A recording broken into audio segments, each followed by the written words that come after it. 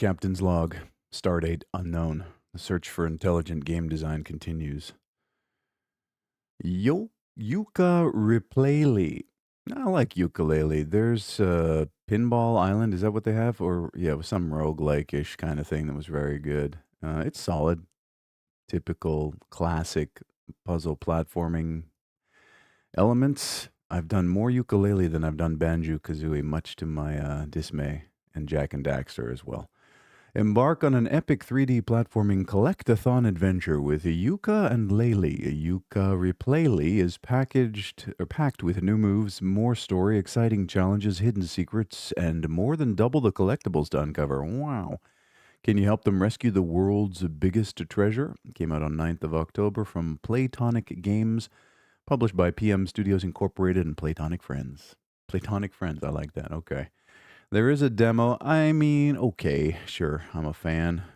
Let's see if their pedigree holds up. But they do want a $39 for this. Yeah, I'll be waiting on that for sure. Like right now, PlayStation is doing its, I guess, largest possible sale at 58% off, which makes most of the overpriced games $40, which is still too much, especially for games that are old. Like there's a lot of old games that are still $40 on the platform because they're greedy and they got to pay for Concord and all their other mistakes that they made over the last couple of years. Anyways, there it is. Probably not on the same level as Donkey Kong, but pretty close.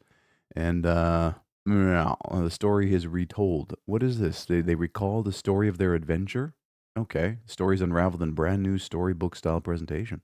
Double the challenges and pages, more collectibles than you can shake a stick at. Gameplay overhaul, moveset's been tweaked, sharpened, and upgraded. Huh. Rextro bites back. 2 games in one. Take control of Rextro and his very own isometric platforming game for shiny rewards. New collectible currency. Navigate the world through the notebook. There's 300 magical pages. Vendy has plenty to offer with a new tonics and a dreamy orchestral soundtrack from the Donkey Kong Country composers David Wise. Oh, Grant Kirkhope from Banjo-Kazooie, Steve Burke from Cameo Elements of Power. I swear these composers are desperate for work. They must be just sitting around being like, "Mom, please give me a job." It's going to be voice actors in a couple of months, probably, given how AI is advancing at the rate that it is. Anyways, there it is. I'll take a look at the demo later. Little Nightmares 3? Wait, there was a 2? Little Nightmares 1 was excellent. It was fantastic. I've played through that twice and watched someone play through it like 6 times. Great game. So now they've added co-op. Did they add it in 2? I don't know. I missed 2. Completely blanked on it. I don't know what I was doing. Probably working. But here you go. Yeah, it's side-scrolling, puzzling, not really platformer so much as exploring creepy, very creepy environments. A lot of creative love in this series for sure. Little Nightmares 3 is an atmospheric adventure game in which you follow the journey of Lo and Alone, 2 best friends in search of a way out of the nowhere. In 2-player online cooperative or solo with an AI, work together to solve puzzles and survive in this nightmarish world. Okay. Came out on the 9th. They really need to rebrand. Like, just stop using this. Stop using artificial intelligence. Just something else. I don't know. Because it's not artificial intelligence. Came out on the 9th of October from Supermassive Games, published by Bandai Namco Entertainment. Well, they're making their money, for sure. Wasn't the original an indie? Can't remember. There is a Friends Pass as well, so you only need 1 copy of this to play co-op, but the 1 copy costs $53.50. Okay, I get it. You've paid your dues. You've proven that you can develop, but now you're getting greedy. All right, is that Bandai Namco's doing? Is it? Or do you just want to cash in and get that yacht finally? Do your indie game development from the yacht. Is that what you want? There's also an expansion pass for $20 and a bunch of other DLC. Okay, great. Well, they done did it. On a long enough timeline, all indies become AAA assholes or fail. That's it. There's those are the only 2 paths you can take. Face your childhood fears together, embark on an immersive and disturbing adventure. Here's the only time that that's really true. Sink into the spiral. I'm already well on my way down there. The game may contain content not appropriate for all ages. Unrealistic violence. What does that mean? Isn't all violence kind of realistic? Fear and depiction of suicide. Great. More of that for my day. Yeah, okay, cool. I didn't even know there was a 2, so I'll go back and look at that and see. That's probably $5 now, I hope. If it is, then by the time I get through that, this will be $5, and we'll enjoy them all at a reasonable price. Buy Sweet Carol. Oh, look at this classic animation style. This evokes like what is it, Treasure Planet and those ones? Not quite Disney, but you're some chick. What is this, Alice in Wonderland kind of thing? Yeah. Wow. I mean, clearly, a lot of hand-drawn love in this, but it says lesbian fantasy probably. Buy Sweet Carol is a narrative horror adventure game completely hand-drawn in the style of classic animated films. Follow the trail of missing Carol Simmons and uncover the dark secrets hidden behind her disappearance from Bunny Hall Orphanage. Came out on the 9th of October from Little Sewing Machine, published by Maximum Entertainment. 32.50 is the asking price, and there's a digital deluxe. And they put that. I love how they put all this before the copy. I mean, I guess this is where you sell, right? But still, who's really buying digital deluxe? It's bad enough that you don't really own the game. It's just a license that sits on your computer that can be revoked at any time. Keep that in mind always. That you really don't. You never have. We never have. Even when the games came on disc, there was still a little contract in the boxes that said, you don't own this. We're just lending it to you. I mean, as much as you want to fight against that ideologically, that's the legal fucking verbiage. Anyways, I get it. Kind of cool. So what is it exactly? Is it point and click? Like, explain it here. A heartfelt love letter to the precious classic animated films of our childhood and the evergreen old school adventures of the 90s. Again, who are you appealing to? Our childhood? Right? When the vast majority of the people surfing Steam now are what, in their 20s maybe? Is it? Is that not the case? Or is it boomers who rule the gaming world, make all the decisions? That's why games are the way they are. I don't know. Explore the eerie corridors. It's just out of touch, really. Explore the eerie corridors of Bunny Hall and the fantastical world of Corolla, each filled with secrets and dangers. Meet a cast of memorable characters, investigate through puzzle solving, sneaking around deadly enemies, and overcoming platforming challenges. Oh, okay. Transform into a rabbit and use your forms to escape the threats of Bunny Hall and Corolla. Created by Chris Darrell. Is that supposed to mean something to me? Licensed by Maximum Entertainment France. Oh, it's French. Okay, well, that makes sense. The French do still know a thing or two about art.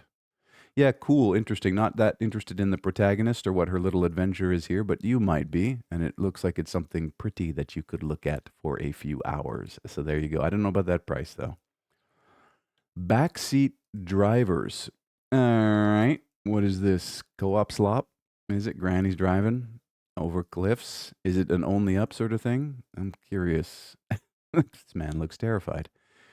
Test your friendship in Backseat Drivers, the ultimate co op driving disaster. One drives, one yells directions, and your car belongs in the junkyard. Oh, okay, so it's Co op Slop Rally Edition.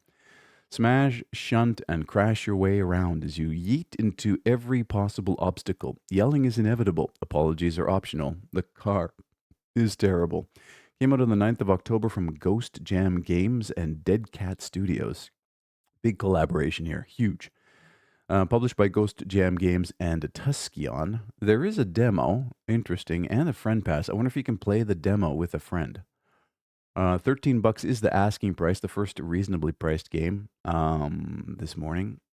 Two hapless drivers. I think I kind of get it. Grandma takes the wheel. As the driver, you have to contend with the car working as hard as it can against you and listen to your passenger if you'll have any chance of reaching your destination.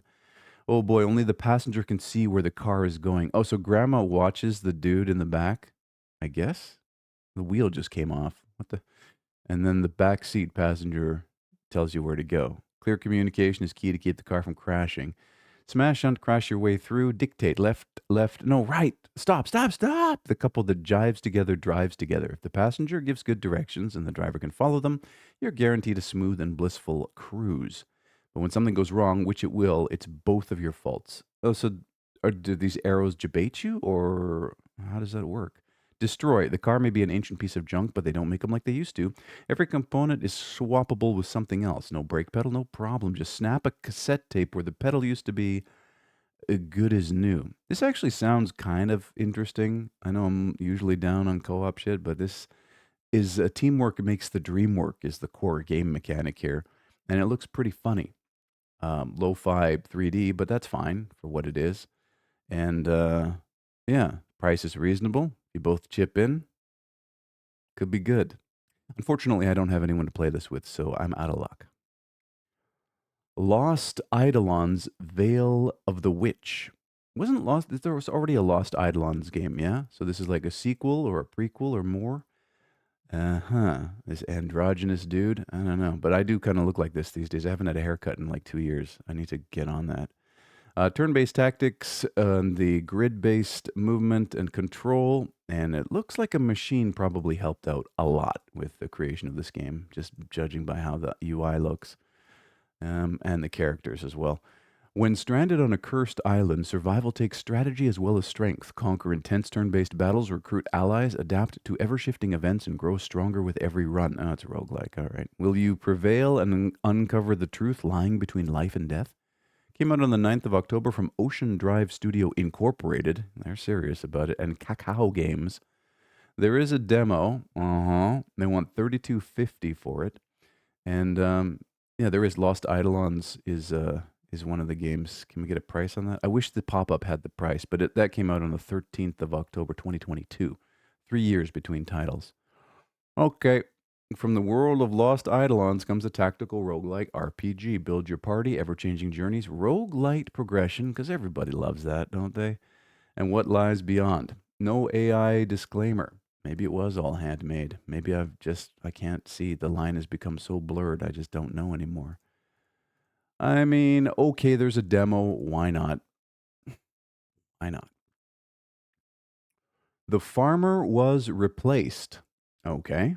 What is this? There's code in the side. There's a ton of currencies at high values. It's probably incremental and a grid-based plot sort of thing.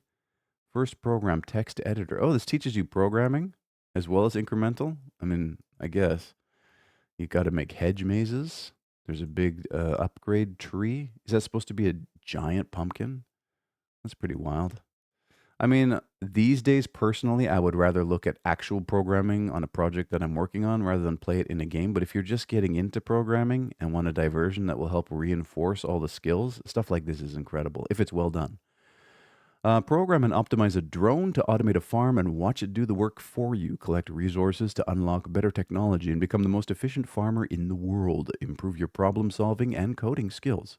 Came out on the 10th of October from Timon Herzog. Congrats on using your real name. Published by MetaRoot alongside Timon. They want $13 for it. That's reasonable. Like a lot of these games, too, a lot of these code-based games are pretty cheap. Program a drone using a simple Python-like language to fully automate various farming tasks. Unlike most programming games, the game isn't divided into distinct levels that you have to complete, but features a continuous progression. Farming earns you resources that can be spent to unlock new tech. Programming a drone is simple. It introduces everything that's relevant. It won't hold your hand, so you got freedom to do whatever you want. If you're an experienced programmer, you will kick this game's ass. Although the programming language isn't exactly Python, it's similar enough that Python IntelliSense works well with it. All code is stored in .py files, so it is Python based. Why wouldn't you just leave it as Python? Interesting. I'd be curious. I would be. When this game eventually hits $2, apparently it was in early access for 2 years, longer than 2 years. And in the early access, it was 650. Should have just left it 650. I would have bought it today if it was still 650. But yeah, I'll throw that on the wish list. Always down to look at these. I mean, like I said, I would rather do real coding, real, he says in air quotes, looking feverishly at a ChatGPT open window that's vetting all my code. But yeah, I'll take a look at some point. Dice a lot. Okay. What is this now? One of them dice-based games. Choose your weapon. Are you Joan of Arc with a flaming sword, though? Farkle. Uh-huh. The Warriors of Mentwood. Is that Mentwood or Wentwood? Can't tell. Wild. It's probably Mentwood. Wild Dodnell hath flighted to the woods. There he finds friends among braggarts and thieves. I shall tread ferns till he is found and reminded of his oath. I've been reading Shakespeare, and it's incredible. Probably told you this already, but yeah, still on it. I'm on his third play, the prequel to his first two plays, and it's good. It's all good. So why are you this chick? That's the question. A feudal diet. This font is just awful, bro. A feudal dice rolling fanfare. Discover a high stakes roguelike deck builder. Discover. We discovered it. We found it. We might just throw it over our shoulder.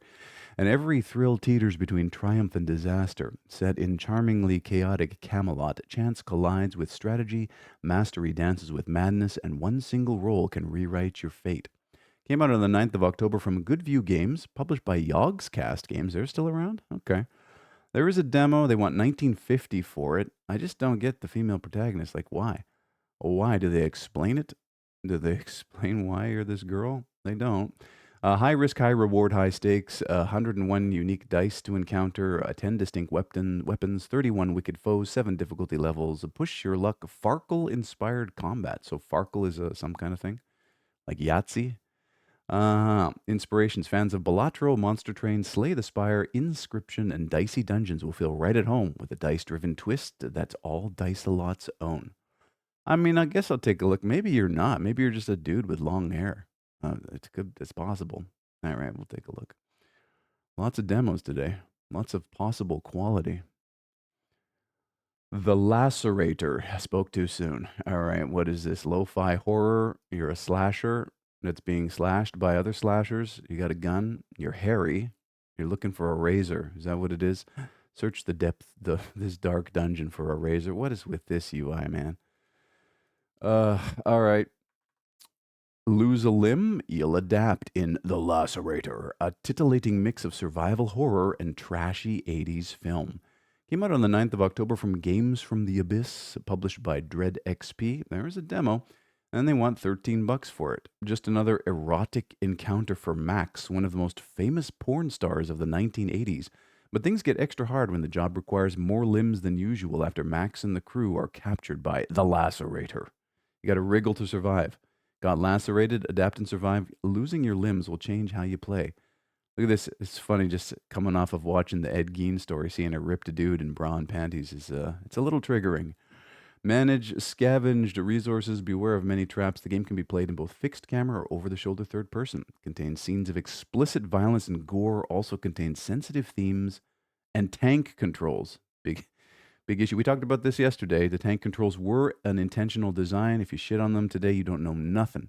You don't know nothing. Those were specifically chosen to create extra tension in the classic Resident Evil games and others that emulated it. Parasite Eve and Dino Crisis and all classic games that had female protagonists and didn't make a big deal of it back in the day. Yeah, sure. Why not? Just put it on the pile. It's Friday. We've got a long weekend ahead. It's good. And it is October, right? Spooky season. Come on, let's go. Uh-oh. Uh-oh. The discovery queue finally broke. Did it? Seriously? What's going on? Uh-oh. The first time in 100 odd episodes. Oh, it just took like ages to add the demo.